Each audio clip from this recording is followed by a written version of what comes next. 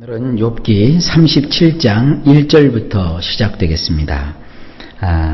오늘의 말씀을 쭉 보기 위해서는 먼저 이런 내용을 마음속에 좀 두셔야 됩니다. 이 세상에는요, 우리의 힘으로 할 수 있는 일이 있어요.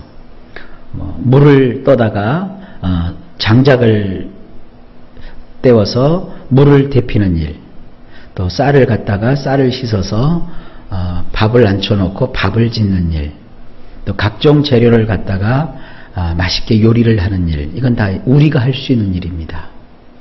또 사람을 만나고 또 사람과 만나서 대화하고 교제를 나누는 일, 다 우리가 할 수 있는 일입니다. 그러나 우리는 이런 생각을 하면 안 돼요. 모든 것을 다 내가 해야 된다. 아닙니다.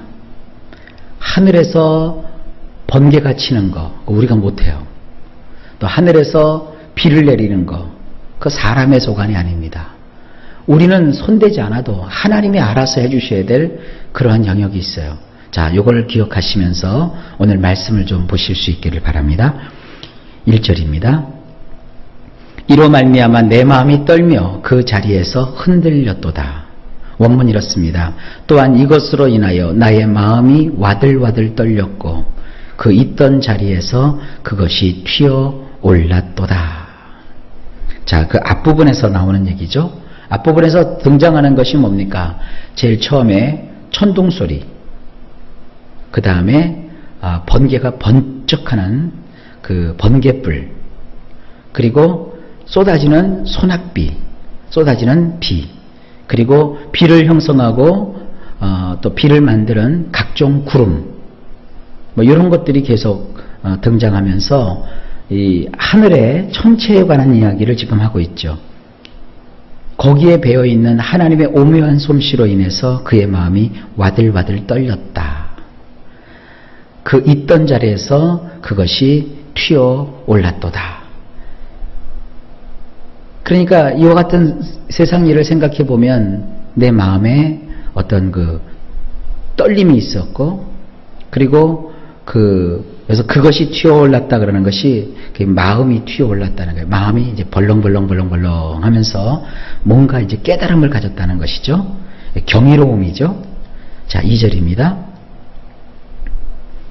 하나님의 음성, 곧 그의 입에서 나오는 소리를 똑똑히 들으라. 원문 이렇습니다. 들으라, 소라는 가운데서 그분의 목소리를 들어야 하느니라. 우르르 거리는 것은 그분의 입에서 튀어나오는 것이라. 그러니까 가만히 보니까 저 천둥소리가 그냥 자연의 현상인 줄 알았더니 그 가운데서도 하나님의 음성이 있다는 것을 깨달은 것이에요. 그러니까 그와 같은 두려움 속에서도 내 마음속에서 뭔가 탁 하고 깨달아지는 것이 있었다는 것이죠. 뭘 깨달았는가 한번 봅시다. 3절. 그 소리를 천하에 펼치시며 번갯불을 땅끝까지 이르게 하시고, 원문 이렇습니다. 모든 하늘들 아래로 그분이 그것을 풀어놓으시며 그 빛이 땅의 날개들 위에 있게 하시느니라. 자, 그 하늘들 밑으로 번갯불이 이렇게 비출 수 있도록, 번갯불이 번쩍 거릴 수 있도록 하나님께서 그것을 풀어놓으셨다 이거예요. 그리고 그 빛이 땅의 날개들 위에 있게 하셨다. 이 땅의 날개들이라는 게 뭐냐면 소위 말하는 땅끝이에요. 그러니까 저쪽에 보면은 수평성이 됐든 지평성이 됐든 거기가 이제 땅끝이라고 생각할 수 있죠. 근데 그 땅끝이 옆으로 쫙 퍼져 있잖아요. 그것이 마치 새가 양쪽 날개를 쫙 펼치고 나는 모양 같이 보인다고요. 수평선과 지평선이 그렇게 보이죠. 거기에 번갯불이 쫙 하고 치는 거예요. 지금요. 한 폭의 어떤 그림이 그려집니다. 그 다음에 4절입니다. 그 후에 음성을 발하시며 그의 위엄찬 소리로 천둥을 치시며 그 음성이 들릴 때에 번개를 멈추게 아니하시느니라. 원문 이렇습니다. 그 뒤로 포효하는 소리로 천둥을 치시니 그분의 승리로 고취된 소리가 담긴 것이라. 그분이 그것들의 뒤꿈치를 공격하지 아니하시니 이는 그분의 음성을 듣게 하려 하심이라. 이것도 어떤 자연현상이죠. 자, 여러분 기억을 잘 해보세요. 천둥소리가 먼저 난 다음에 번갯불이 번쩍거리든가요? 아니면 번갯불이 번쩍한 다음에 천둥소리가 치든가요? 먼저 번갯불이 번쩍 그래요. 그리고 하나, 둘, 셋 이렇게 세면은 좀 있으면 구릉 하고 천둥 소리가 나요.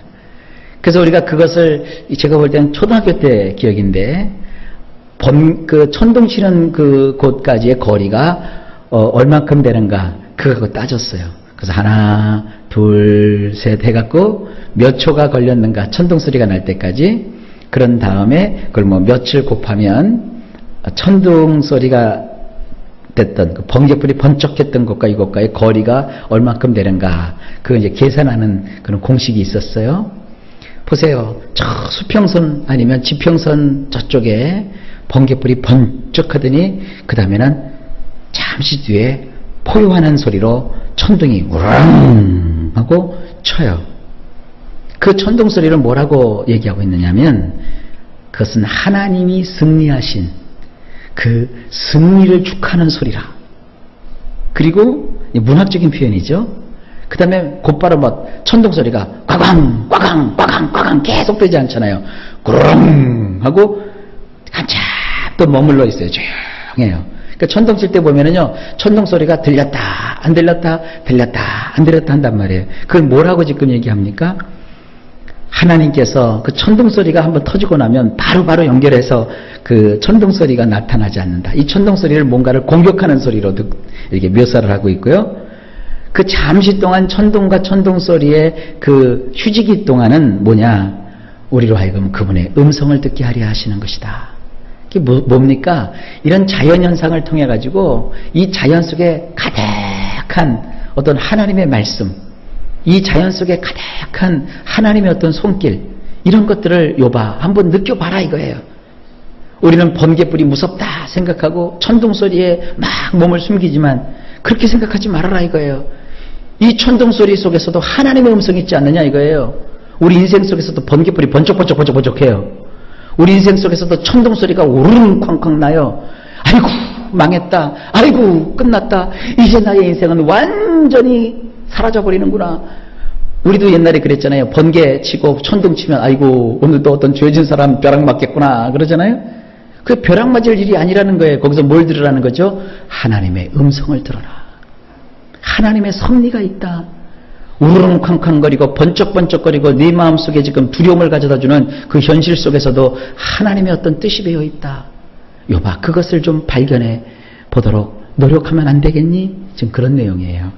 이해가 되시죠? 이 말씀이 이해가 돼야 돼요. 5절입니다. 하나님은 놀라운 음성을 내시며 우리가 헤아릴 수 없는 큰 일을 행하시느니라. 거 보세요. 이제 나오죠? 원문이 이렇게 돼 있어요.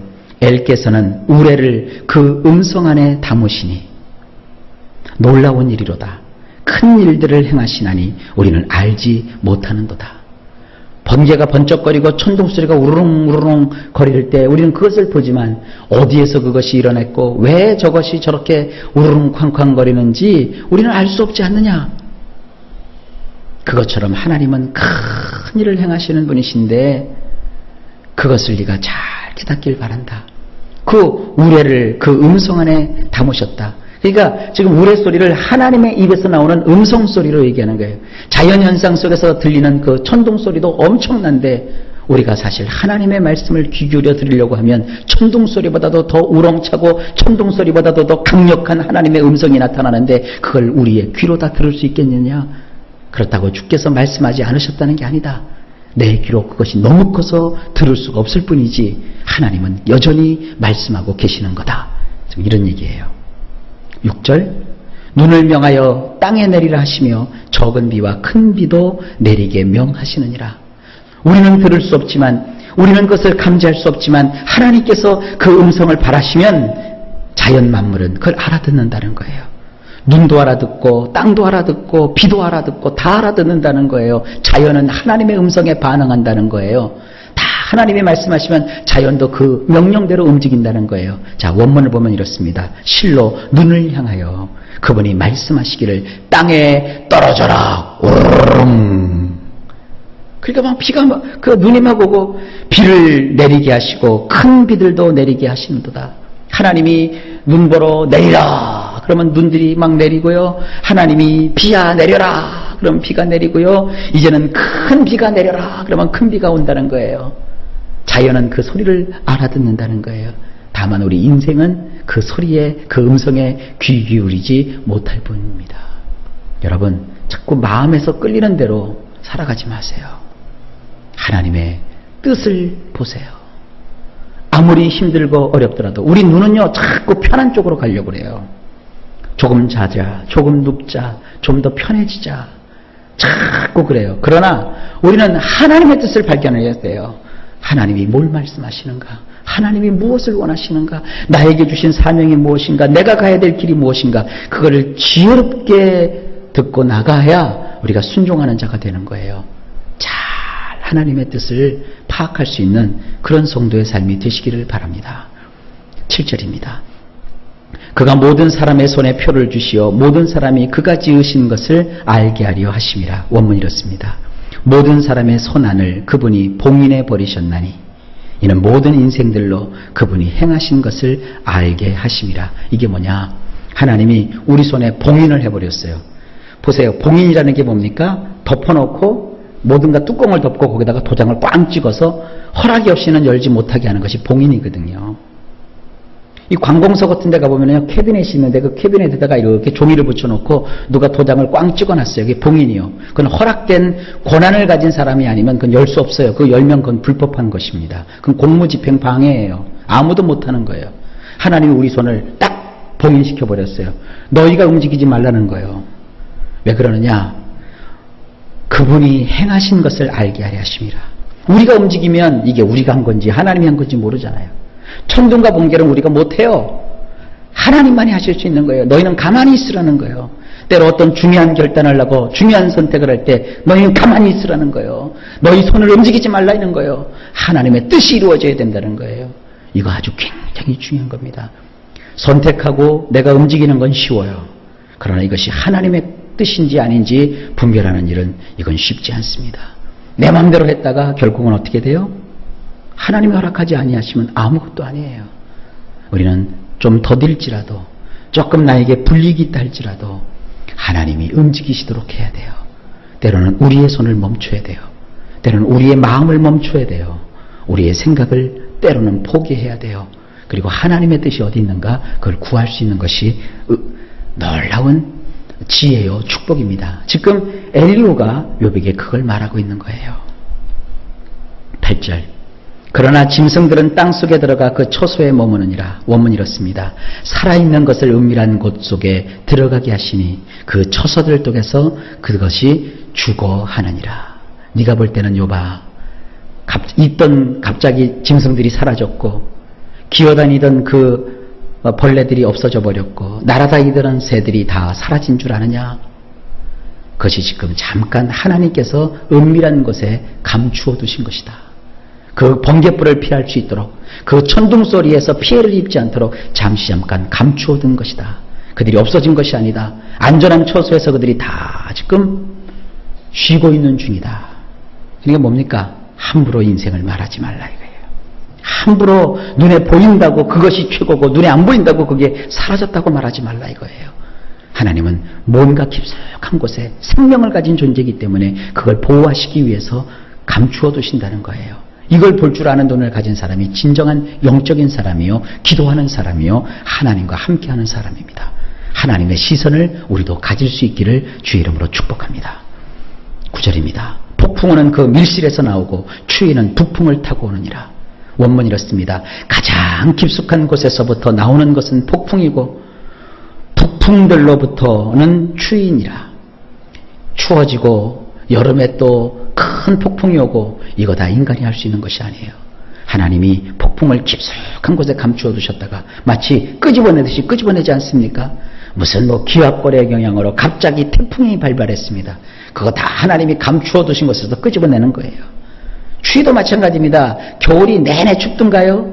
한파가 닥칠 때 마치 어느 곳간에서 그 한파를 끄집어다가 마치 뿌리는 것 같은 그런 느낌이 들지 않습니까? 하나님이 다 하시는 거예요. 폭풍도 추위도 다 주님이 주관하시는 거예요. 하나님의 주권을 여러분 아실 수 있기를 바랍니다. 10절. 하나님의 입김이 얼음을 얼게 하고 물의 너비를 줄어들게 하느니라. 원문 엘의 호흡으로 인하여 얼음이 얼면 물들의 폭이 억제되느니라. 잘 흐르던 그 강물도, 그리고 펼쳐져 있던 그 호숫가도 하나님께서 후 하고 바람을 부니까 얼음이 다 얼어버려요. 그러니까 물들이 더 흘러가지 않고요, 강폭이 더 넓혀지지 않고요, 여름 그 겨울 내내는 탁 하고 머물러 있게 되는 겁니다. 우리야 뭐 강이 얼어도 그렇게 큰 느낌을 갖지 못하지만 저기 극지대 지방에는요, 강이 얼면 이게 강인지 땅인지 구별이 안 돼요. 그 강이 언 위로 막 탱크도 지나가고 트럭도 지나가고 막 그래요. 하나님이 얼리게 하시면 다 꽁꽁 오는 거예요. 자, 그 다음에 11절.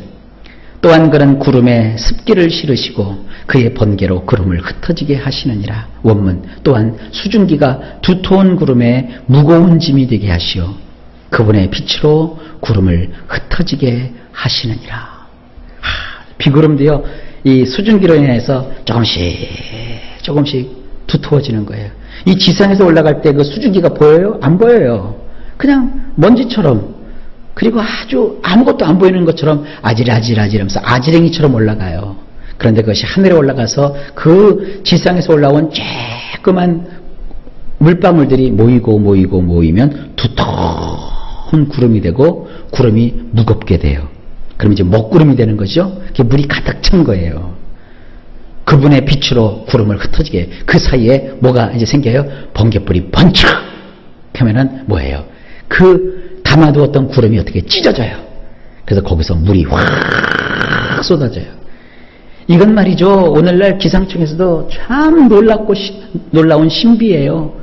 구름이 만들어지고 그 무거운 구름이 물을 머금고 물이 또 쏟아지면 엄청난 비가 되고, 아마 우리가 양동이로 비가 내릴 때 그만큼 갔다가 쏟으라 부으라고 하면 인간은 못해요. 그러나 하나님은 그 가벼운 솜털 같은 구름 속에 그 엄청난 물을 담으셔서 그 물이 일본도 가고 중국도 가고 또 저기 적도도 가고 북극도 가고, 그래서 비도 되고 눈도 되고 하는, 이건 누가 하는 거예요? 하나님이 하시는 거예요. 우리 인생도 마찬가지요. 하나님이 하시는 거예요. 하나님이 하시는 것 놀랍습니다.